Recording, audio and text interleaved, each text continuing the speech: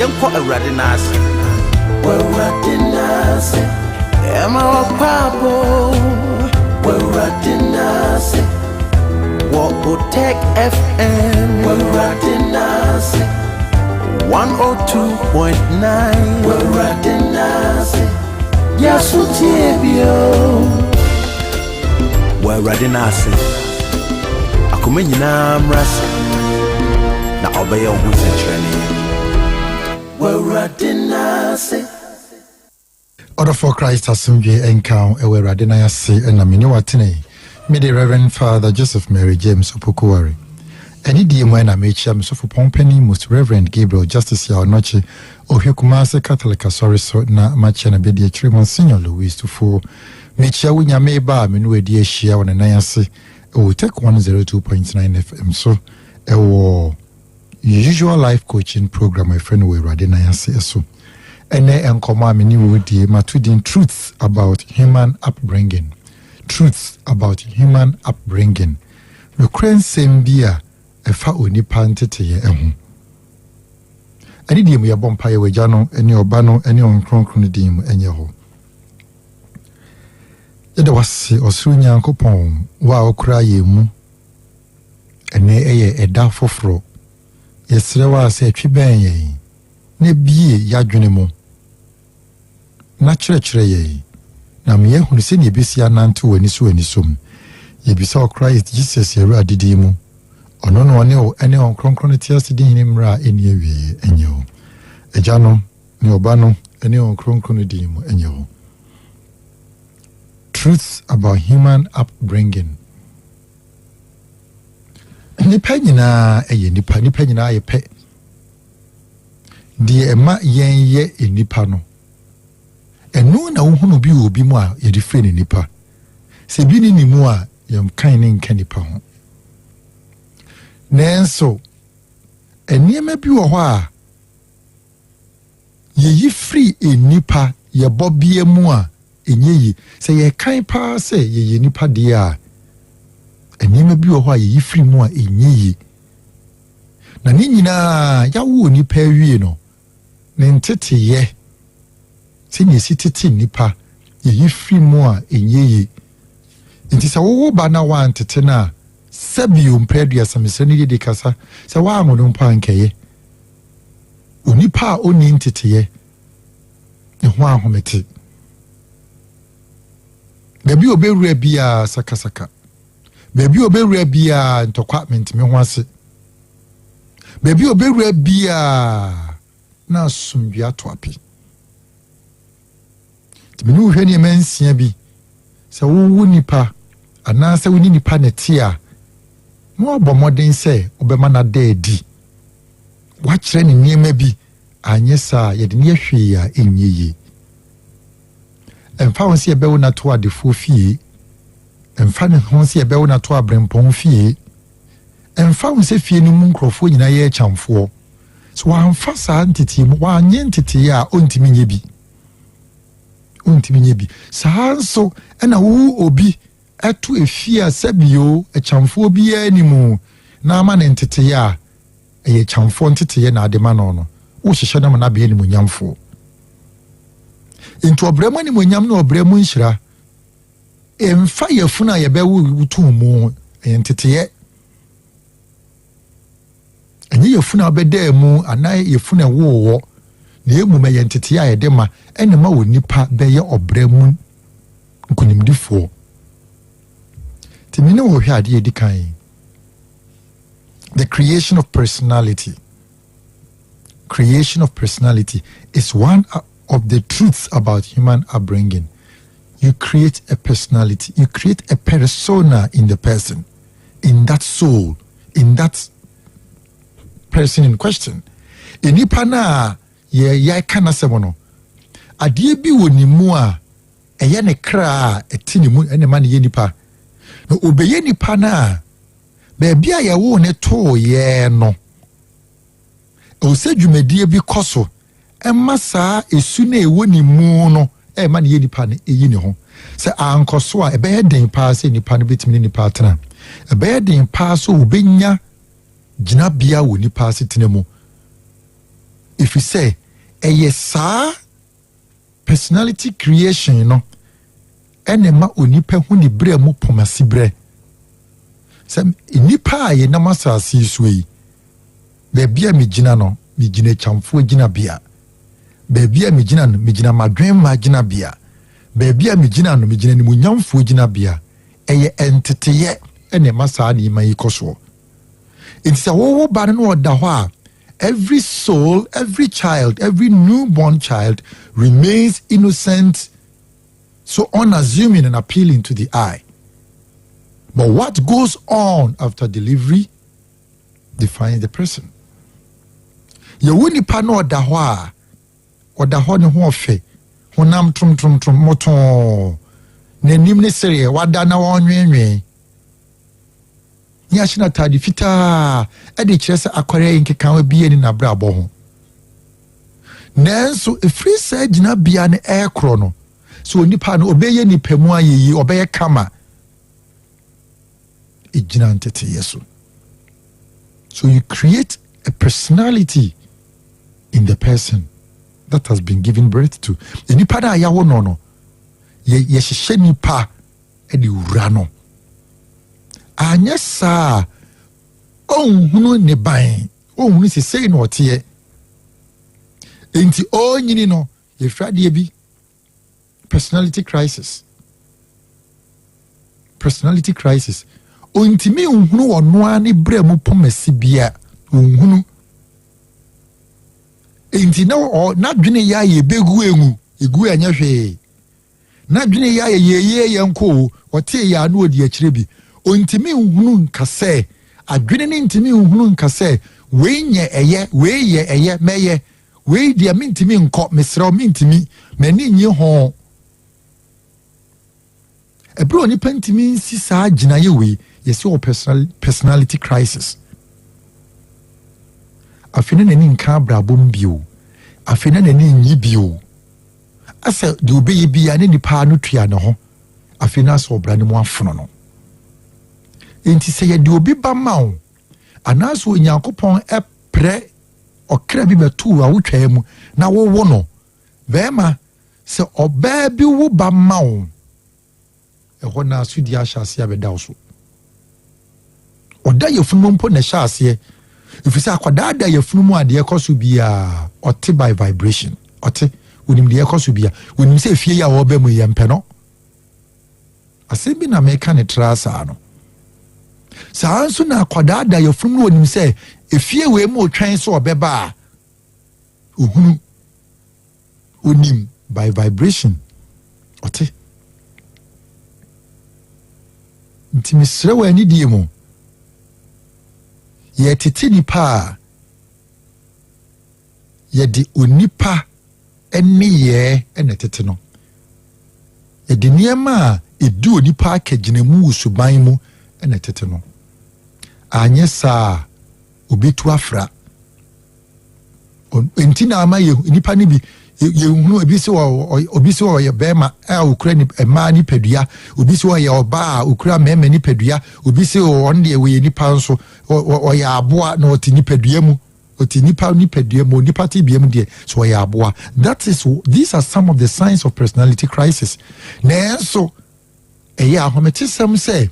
enemre mu ewiase gisa ne me fi we nyina etum fi se wona wotena adwaso ebua no age atomo no wo mu nyina so saa no motie kwasi nko no nyina kwantia koto wia ne ba wia ye hu de oge ne yonko tata nenso ade achi ade esane ye wo ade achi ade esane ye nyini ade achi ade esane mafoforo ba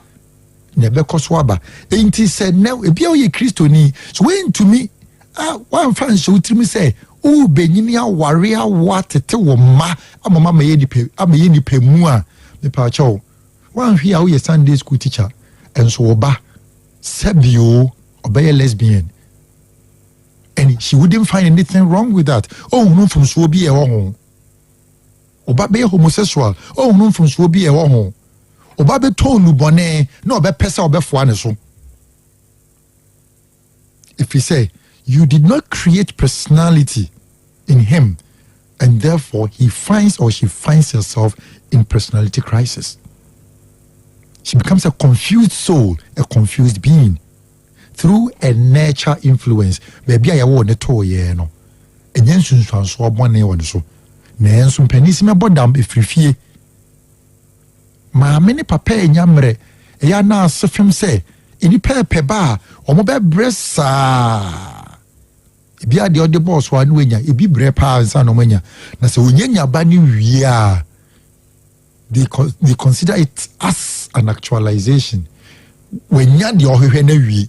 no ato akwada na sawram afi no opesika or they begin to seek financial actualization at the detriment of their children's upbringing.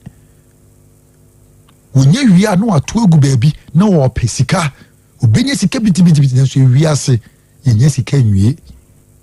we dey be so mama bobra no na wo manya bia o ma buru nsu yenye sika ni bia o mu nwie yo mu sen pebie waka ho unya se wa wo ba no watete no ena wo nso a ye ka wasem no unya se ya tetew amo aba be nipa nimunyamfo amo aba nipa mu ye de ma wa wo ntiase unyini wi a ebere bia me hunu me maame ne papa bia ebere bia maame ne papa ho adwo beba metirimu bia I thank them and I bless them for say baby omo twen me de me fa ye ne niema omo de me fa mu no no kure ni na ahomete nensu na me nyini ye me hu se ye boa me na me nim ewiase ade a edija me amenti me hwe I don't know what it is e bia afi na ebebe wiase because they created the personality of responsibility. Was share me dindindi ye di ade gya wa hwe so. Hwe ni ye. Emema me ne me papa ene tete mi a emfie nson. Omutu kwan a me na me nim ponkum. Gisa me hwe me nuanom kitwa da dwene nyina. Me nim nkum da. Me gina omo so saa na me bon tontom na me twentoma kata we ho at the age of 7. Na me ma me ne papa timi gya omo ma hotu kwan. Fese omo se jo wo fie dia ye betimi etu kwan ada.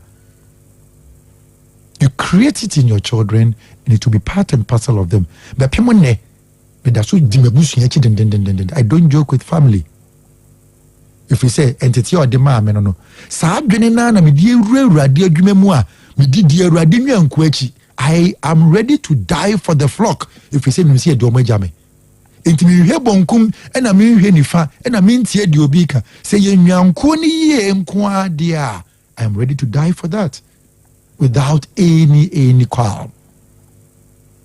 Ye tosum ye nufa no cross them tosum ye nufa nipa ye ntete ye ho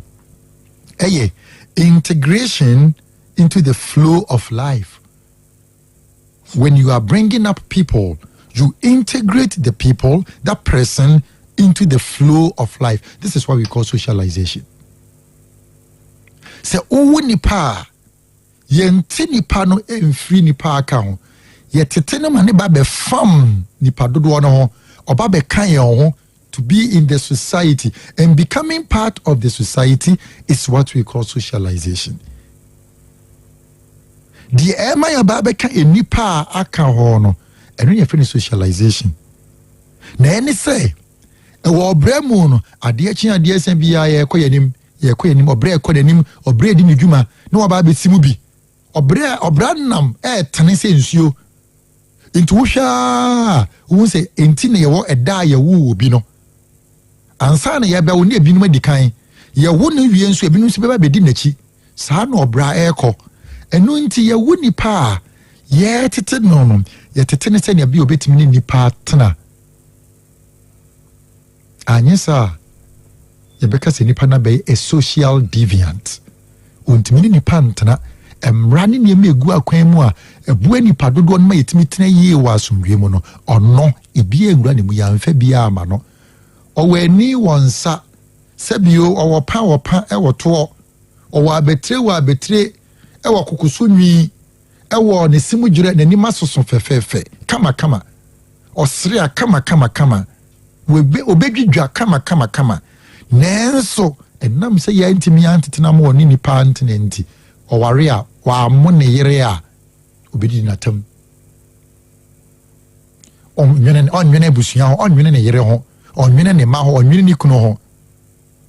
It is because the person was not integrated into the flow of life in the society.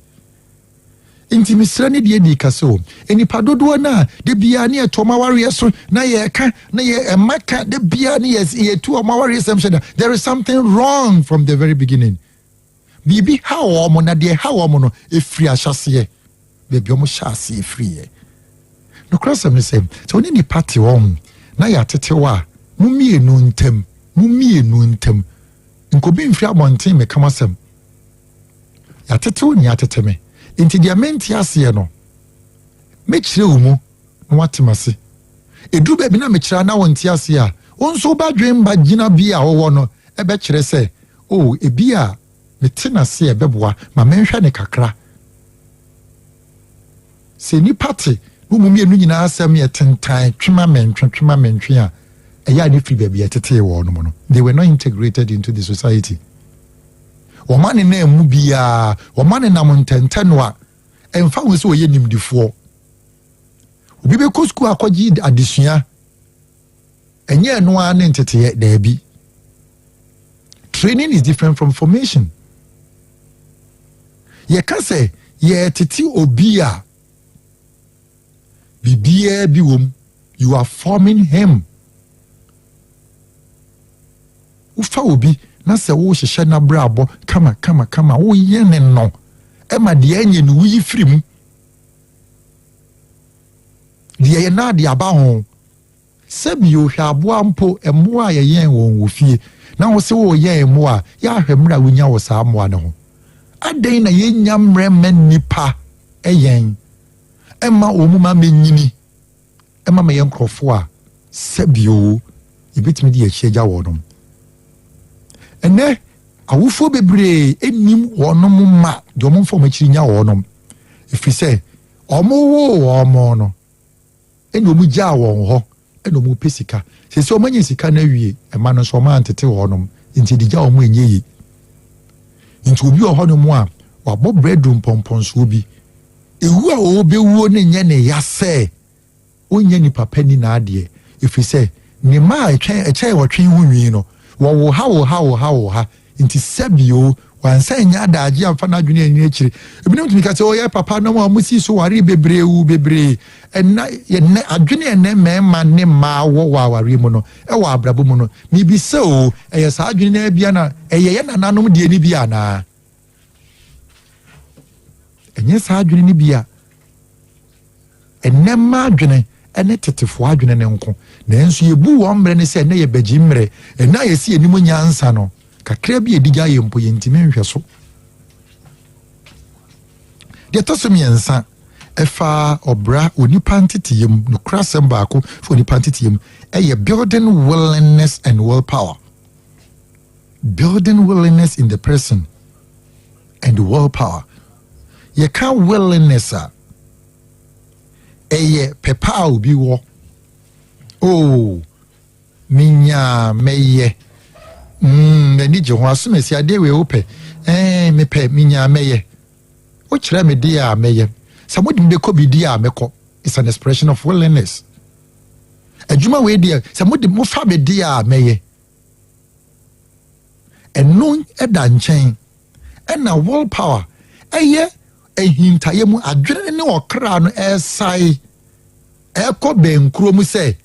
enye minya meye nko a na emo meye na mitu ho anamon. That is willpower. What they say pepa na wo no etu anamon tu mi eba be bata pepa no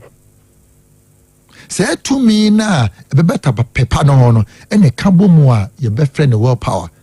It is action oriented. E di bibi pie e din sachire bi pie eno kanipa no emanye se onyini wa betremu onyini wa ahofe mu enko a onyini wo mfie mu akeke na emom titire eden sachiraye a ede obremu animonyam kana brabo ema ebi kan krofo atwa de ho ahia sa krofo yi ne beye dikanfo. They are action oriented people. They are provisionary. Wadwene konkan bibie esi won kwan, they become resilient. Adie bia emfa won ne se ne ma kutia if you say wo bremu no so obe pagya e wo se bibi kutia wo na mpredo do eniema akutia wo no na wunye mu no na adwene ni moyere tan no na unye nimdie trodo mu ntiase, then you begin to understand genuine knowledge and know how to apply them to every situation, every facet of life. Eba ne saa ubehunu se die si nei emfiem yensa bibi foforo ba ebia na emu odene se de udi kan fa emu no nanso enam se wafa bu paint yesi ehunu bi paint na abo asre wa pege ne background we nani ato nchen se esu ehunu no ebeboa wa ma de bebe bio no betimi aso ano ani ebia na emu ahomete sen kane de nanso adwene no ne bobie mu ewotumi se ebetimi aso mu de eba no mfiri se edi kan ehunu bi da ehunu bi paint ampanso betimi edi so ebi po ebe bo ahwe ho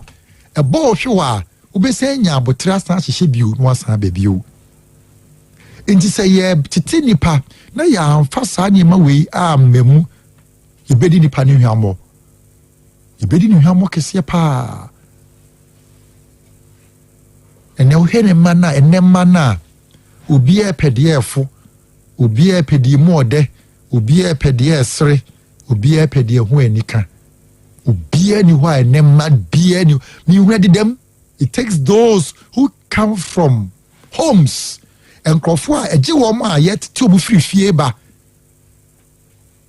na kame papa won sheda enka se wenti mi kura bosomi num memne da ba ko bi mu nyina mu wo fie mu be kire kom se ne be ya be hunu se nya kom chini sitie se ne be ya be hunu ahometie se ne sitie. At the age of 7 we were going through these things. Enti se eba ni sabo se ubenyini na ebia waduane nye ready a wonim se dia aduane a ye de bre wo no enwie ya obesi atwen obekire o sa die we ye ni se no de nani to hwa o se ye ma menhwe se ne ebe ya wo mon continent ko hwe obi brem unyini abehu se ye mon continent ko hwe obi brem fi se obi abra no nam ne kwan so anya sa unyini no bibie mu abebon continue akohwe me papa na kire ye school who fail cross fail honorably enti ade ba kwa na me ferry pa say na nya me nko a eda ye di nkomo na me nuano mo ma me hu se a omo so examination omo so misa questions oti ana oti enam say on continue examination ho emisa obi bibi nti obetena se ne wesua enti se wantena se ansua wenu se exam se a wo kwa akoye wa boaboa ne ho kwa akofeli okoba feli so bokwa akoto papa ofie enti obetena ne to so enti odofo enye no ani se ye jai manao ni akotua school fees abodin o hwe meka empanifo ne bie tua school fees abodin pa enne wo momma no enyinyini abeya adeso ama wo school no kura nso mkoye wo mankwa anwie sanso ne nkrofobia wiemfo bi wo mofa wo momma edomu ko suku ani efe ne bi asaito nanso mu sua amenne wo ma pagya ebinum titi akwantuom kire de wo universities wo abrochire. It's all about human upbringing. Inti pacho ejina woso sede opese ema ewo wakwan mu no omba beye di twato emrenti na me the sorry so projection into the future. One of the truths of human upbringing is to project your child into the future. Give them the orientation that will always make them project into the future. They be as all ma and then kora or nasia titi wono ma o mo bra mpente ni hnim emon kontene enhwe daache ehia pa anye sa na ye o mo enne a they would lose that the power of the faculty of planning into the future. Anye sa nkwara ntimi nwene nkonkan yo da bi omo ntimi nwene hu se ye maami benyini papa benyini omo ntoma ye ni bio kopim se eja behia to anyina boa afi no mo hahina poto wo ho afi no mo bom pempen nenso na sa kachi if we say yamfa santete na ama wonom yamfa ama wonom omanyini aba beto edom ato wonom obremu dom ato won afibu so kotena ware we ase no wajai no akotena ware we ase oba bi betimi atena wi ase oba ware memensi ananso ansa na wewu there is something wrong with you bibi how bema baako obejai ni yirenom aware ma be miensa na nan enum ansa na wewu wonyina so beye won ho ade bema kire se bibi how nenso empanisi mebodam frifie eyentete ye tetewa wo si tetewa no krem nam sa no kure kwan na so onye wabrabo basa ebi enne na otirimi ye tuntum ntu fa ne se wa wo ne wa ebrebi beba ebe ye fufu wan hwe anane ma ka echi ama wo meni odi si ha yinhia mi bi mfiri kakra ya cheimu nyame ya adomo a ekina ebesan hia adwoada kosi fia da bia 11:30 to 12 Otec 1029Fm so abrabomo atene a life coaching program your friend at the feet of the Lord and now we Awurade na yase eso eni ye behia beto myself adwoada efiada memne da anopapa 6:30 ni apon ye yempa ibo kesi bi friend breakfast prayers bra na behwe se ni nipa si bom paye ni se ni nsenkyere ni si di Awurade mampa ye echi enye nkonya wa ompaye Awurade bebie kwan ma wo Awurade di bebie kwan ma wo ebina da bia ye counseling ye nyi hwi free ye sha ase 8:30 12:30 wi ane dia resa som awie ye wo Forikro Municipal Assembly abrosan nachi Amnaga Junction Forikro Municipal Assembly abrosan nachi Roman Catholic as well friends St Agnes and Catherine no e ho na ye wo obitimi afrem ahoma so 020 8668 304 020 8668 304 yebo mpaye wagya no ene oba no ene onkronkron ne di mu enye ho yede was osuru nyame a wotenetene ye yesre wa ase koso ne ye mo anan e wo bra yi mu yebisa Christ yera ne di mu ono no ene ene onkronkron ti ase di ni mra ene awie enye ho agya no ene oba no ene onkronkron ne di mu enye ho order for Christ asumwie nka amen. Setting the trends that others can only follow. Otec 1029Fm. Nyina ha braso se wienso sem awro a yabon dontwom wato proso nyina ha braso se wienso sem awro a yabon dontwom wato proso ade ebeto som na wahuru de edimu akotene ebi ewiensem no de na chapo champachen wotwe ho dwi de edimu akotene ya betie ebi no posifo akire ambulance bi esusu se yankrankran ambulance ya no ade na dwuma na dwuma papot ya ambulance wodi edie ene se wi bobolibo ene wa hye ne ma se tem ya posifo wormo akire no pa national